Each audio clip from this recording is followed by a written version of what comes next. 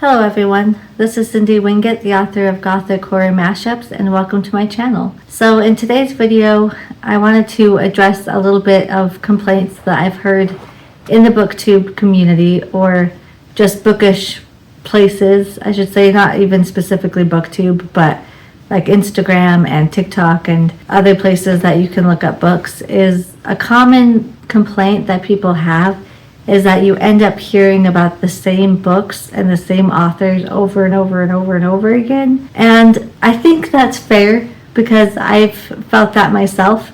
I have also kind of been like, okay, I've seen the same books talked about from like 5 of my different booktubers that I'm following. So I think that's fair to say. But at the same time, as a booktuber, I kind of understand why that is.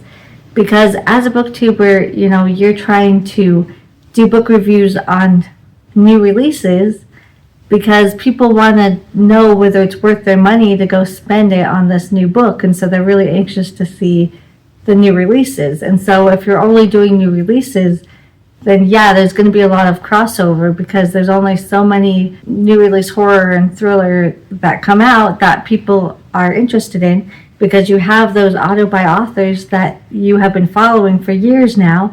And so now when you've got like 24 different authors that you follow and that you want to read their new book, that's like all you end up reading because you can only read so many books in a year. And so you buy all their new releases, and by the time you read them all, then the next book is out. And so it's hard to get to the backlist titles, and it's hard to get to the more obscure authors and books that nobody really talks about. And, you know, the grind is real. Like, I feel that too. I feel that pressure and that need to read the newest and the most popular so that you're not hit with FOMO, you know, like I totally get that. But in this video, I kind of wanted to address people that don't really see the limelight as much and don't get talked about as much. And for those people that are kind of sick of seeing the same things over and over again, maybe this will help you to discover some new authors. So that's what this video is primarily going to be about. So I thought we'd make it into a bit of a game. So if you have heard of this author, then you don't get a point, because this is the opposite. So if you haven't heard of this author, then you get a point. So I think at least 1 or 2 of these I might have spoken of before on my own channel. So if you've heard of this author but only through me, then it still counts, because, you know, it was me that told you about it anyways in the first place. But if you heard it anywhere else, then you don't get the point. And hopefully by the end of the video, you'll be able to get a picture of what your score is, which will tell you how many new authors that you have discovered through this video. So go ahead and leave me your score in the comment section below, because I'd be curious to see how many people haven't heard of these authors or these books. And I will admit that some of these authors that I've grabbed from my shelves I haven't read from yet. I do have a stack of shame of books where I keep buying their books because they sound interesting, but I haven't actually read from them yet. So if you've seen my stack of shame video, then you know what I'm talking about. So these are technically new authors to me, in the fact that I, you know, have obviously heard of them, but I haven't read them yet. And hopefully I can rectify that soon. So the first 2 authors that I want to speak about are self-published authors. And the first one I discovered because I'm obsessed with Darcy Coates. I love Darcy Coates. And I started reading her stuff back when she was a self-published author, before she got picked up by traditional publishers. And so when I read all of her books that were out, I went searching for more stuff that was similar. And so that's how I discovered Ambrose Ibsen, because he also writes a lot of ghost stories and haunted house books and supernatural stories, which happens to be a favorite subgenre of horror of mine. And I really, really enjoyed his stuff. So The House of Long Shadows was the first book I read from him, and I absolutely loved it. I thought it was such a good haunted house tale. And it actually ended up being a trilogy. So you have The House of Long Shadows, and then Malefic, and then he's got a third one, I think it's called The Withering, if I'm not mistaken. And that one was okay. I didn't absolutely love it. But these first 2, I really, really enjoyed these. So if you like ghost stories. If you like haunted house tales, then I highly recommend these. And then he also has a series out called The Reckoning. And this is a 4-book series. And again, I absolutely adore this series. I thought it was so, so good. It's so atmospheric, so well done. Loved it. But he has like a whole bunch of stuff out. I also have Stirrings in the Black House and Transmissions, which I actually haven't read yet. But most of the stuff I have from him is on my Kindle app. So I mostly do ebooks from him. But yeah, I highly recommend this stuff. If you like Darcy Coates, if you're a fan of her style of writing, then I highly recommend Ambrose Simpson. And then the next self-published author that I want to speak about is Amy Cross. And she also does a lot of ghost stories and haunted house and supernatural stuff. And the thing about Amy Cross is she can pump out books, just pump, pump, pump, pump, pump. And they're always, always, always 99 cents every time. It's never above 99 cents. So she doesn't really edit her stuff all that well, and so there will be a lot of typos, but I think she just gets away with it because she's pumping out so much content so quickly, and all of her stuff is so cheap that if you're like me, I'm like, okay, well, yeah, there might be some typos, but I really enjoyed the story, and I only paid $1 for it, so I'm not gonna complain too much, like, yes, there's typos, yes, there's some grammatical errors, but if you're just looking for entertainment, if you're just looking for escapist reading, if you just want a fun ghost story for 99 cents, then it's okay to have a few typos because, if I spent $30 on a hardback physical copy of this book, yeah, I probably would be upset if there was a bunch of typos in it. But the fact that I'm just buying like $1 ebook, it's not a huge deal. Yeah, it's a little bit annoying, but it is what it is. It's just a fun time, and she's not trying to be the next literary master or anything. So anyways, just my long-winded way of saying that if you just want something that's fun and scary, then go ahead and check her out. All of her books are ebooks. I don't think she has physical books of her stuff. I think she primarily does ebooks. So I'll go ahead and put on the screen, here what my favorites from her have been. I think I've read like 6 or 7 of her books. And then if you really like ghost stories and haunted house stuff, but you want something a little bit more cozy, then I would recommend Wendy Webb. And my favorite of hers so far is The End of Temperance Dare. And this is about a woman who goes to like a tuberculosis retreat. She's a crime reporter, and she ends up going to this sanatorium for tuberculosis patients, and then it turns into like a haunted house story. But I really enjoyed this one. This is my favorite of hers so far, and I do highly recommend it. But yeah, she has other ones like The Vanishing and The Fate of Mercy Albans, The Tale of Halcyon Crane, The Stroke of Winter, and then another one I really enjoyed of hers is Daughters of the Lake. But yeah, if you want something that's like a ghost story but it's a little bit more cozy than Ambrose Simpson or Amy Cross, then I would recommend Wendy Webb. And speaking of cozy ghost stories, we have Jamie Jo Wright. She wrote The House on Foster Hill. This is her debut novel. And to be honest, I've had this on my shelf for a really long time. I just never got to it. And then one day I discovered that she's written a whole bunch of other books that I didn't know about.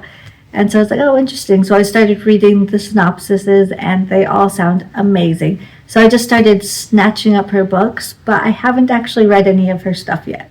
So she is technically a new author to me, and I'm hoping to get to her this year, but we'll see. So we have The Curse of Misty Wayfair, The Vanishing at Castle Moreau, The Lost Boys of Barlow Theatre, The Haunting of Bonaventure Circus, On the Cliffs of Foxglove Manor.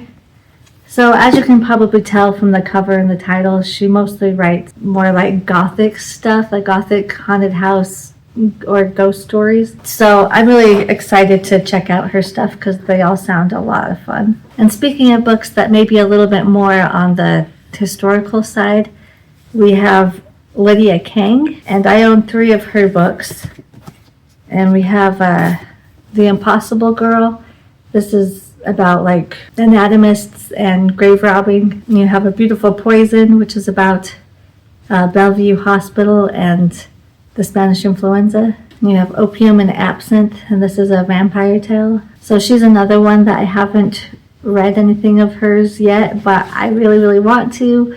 They sound really fun and right up my alley. And then we have Sarah Penner, and she did The Lost Apothecary. And I mean, I think this probably made the rounds when it first came out. You know, I saw it around, but maybe not as popular as some other people. And I really enjoyed this book a lot. So this is more historical fiction, but it just kind of has that same gothic atmosphere that I like in my horror books. So this isn't a horror book, but it just has the same like vibes and the same atmosphere, if that makes sense. So I believe it's a dual timeline too, so you get parts in the past and then in the modern times about this lady who ran an apothecary. And then she wrote the London Seance Society, and I absolutely love this cover. And I love books about spiritualism and about like seances and stuff. And this is a Book of the Month Club book, so you probably have seen this or heard of this because Book of the Month books tend to be like around on the internet. But I personally haven't really heard anybody talk about this book, so it wasn't necessarily a favorite of mine. It didn't happen to work for me as much as I wanted it to, but at the same time, I still thought it was decent. I still thought it was fun. And like I said, I just don't see people really talk about Sarah Penner all that often. So you probably have heard of her, but have you read any of her stuff? That is the question. Okay, so now we're going to switch gears away from like haunted house ghost stories and talk about some thrillers. So we have Gillian Macmillan. She wrote The Nanny and The Long Weekend.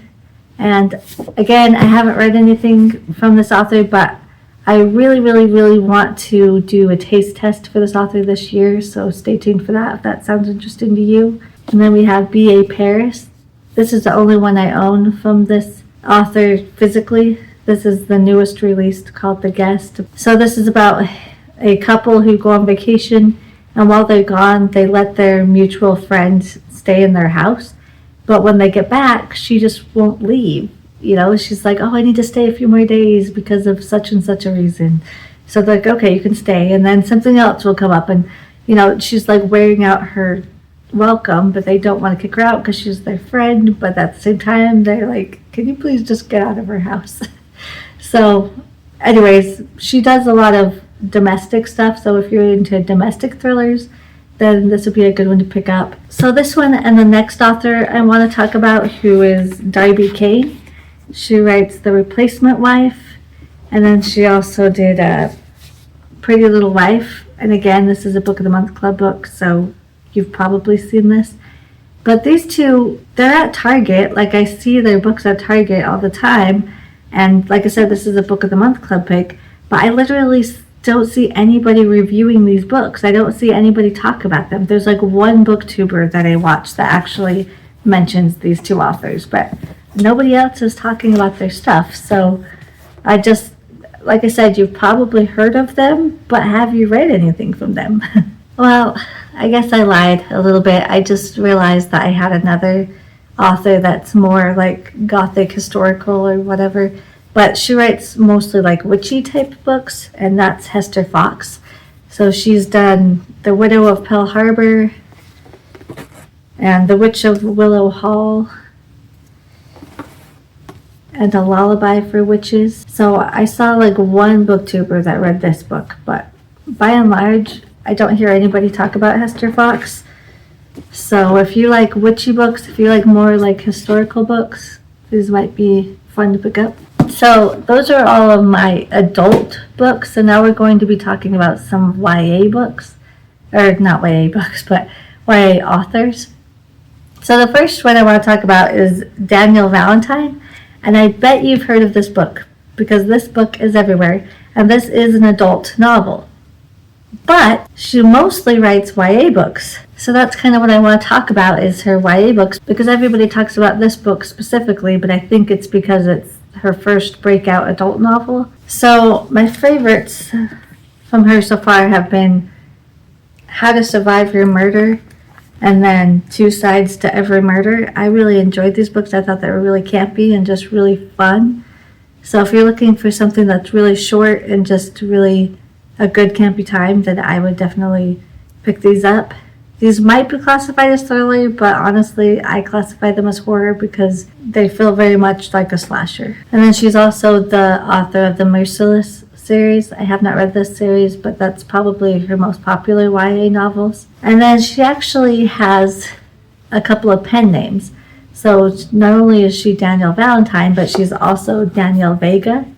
And she writes Survive the Night about this girl that gets stuck in like the subway tunnels and can't get out. And she thinks something's stalking her down there. And then she has The Haunted and The Unleashed. And I hate these covers. I think they're so ugly, but it's no reflection on the books themselves. And then she also has the pen name of Daniel Rollins. And so I picked up The Burning from my library sale, but I know she's got a couple of others under this pen name. So yeah, if you've read Delicate Condition and you're looking for more from this author, she has written them, but they just happen to be YA. So if you're okay with YA, then I think you should check out her stuff. And then we have Dawn Kurtovich. And once again, I'm going to speak about the adult novel first. So her newest release is The Madness, and this is a modern day retelling of Dracula, and it is an adult novel. And I absolutely adore this book. I loved it. I gobbled it up. I thought it was so good. Highly recommend it. But again, she mostly writes YA novels. And so she has And the Trees Crept In and The Dead House. And this one I haven't read yet, but I'm really excited to. It's like a mixed media. So you have like letters and notes and, things are highlighted and it just looks really fun. Trying to find other things, like you have pictures. Trying to find something different. Or like little notes that have been written. Like it's just got a lot of different things, and this is about a boarding school. I apologize if the camera angle is a little bit different. For some reason, my camera just decided to stop recording. I don't know why. So I had to fix it.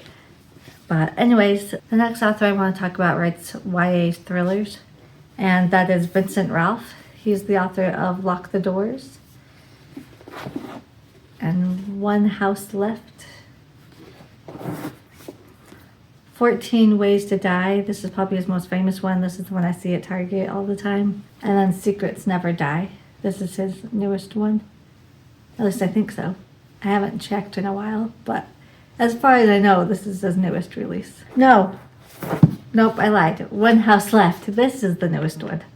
So anyways, so this is another one where I keep picking up his books, but I haven't read them yet. So hopefully I'll get to them. And then next we have a Chinese-Filipino author named Rin Chipeco.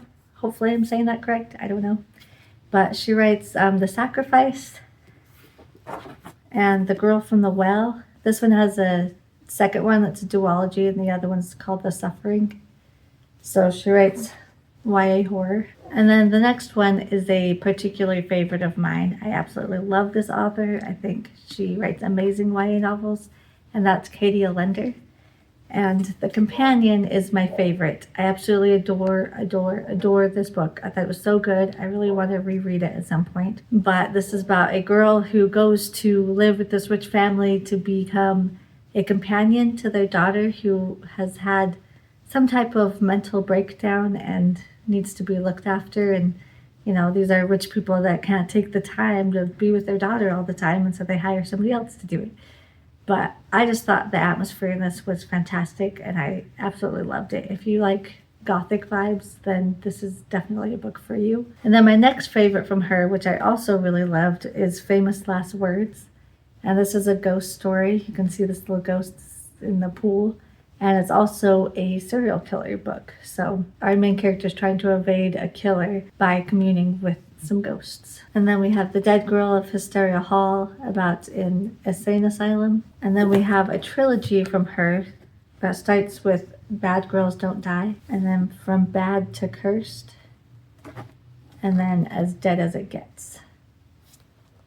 And I just really love this author. I think her YA ghost stories are a lot of fun. Although the companion's not a ghost story, it's more of like a thriller, but I really enjoyed it. And then the last one I want to talk about might not get talked about because I mostly view horror and thriller content, and this would probably be more like dark fantasy. I think personally that horror lovers will enjoy this author because it's got that like gothicness to it, those vibes, that atmosphere. And in the case of House and Salt and Sorrows, it does have ghosts in it, so it's technically more of like a fairy tale retelling of the 12 Dancing Princesses, but it does kind of have a cosmic-y horror vibe to it. So I think horror lovers would enjoy this as a dark fantasy book. And then it does have a sequel called The House of Roots and Ruin. I didn't enjoy this one quite as much as the first one. I still liked it, and there was one scene in particular with a, what is it called? It's a type of bird. Oh my gosh, why can't I remember what it's called? It's like the bird that has the big wingspan that's really pretty. Why can't I think of it? Anyways, I don't know why my brain cannot think of what this stupid bird is called, but you know what I'm talking about. The one that can spread out its wings really big, and it's blue and green. But in this case, these are like albino ones, so they're white. But anyways, that scene in particular, I will always remember. And it does have like secret passageways in a gothic manner and all of that, but I just didn't like it quite as much as the first one, but I do highly recommend it. And then Small Favors. I don't know if this is supposed to be fantasy because I think at Barnes & Noble it is in the fantasy section, but personally I would classify this as folk horror in my own opinion, but I really enjoyed this one a lot. I thought it was a really fun time. I think this author is a really good author. I really like her writing style, and I think she's a good writer. And then we have The 13th Child. This is her newest book that just barely came out that I'm very excited to read. And this is about a girl who is the goddaughter to death.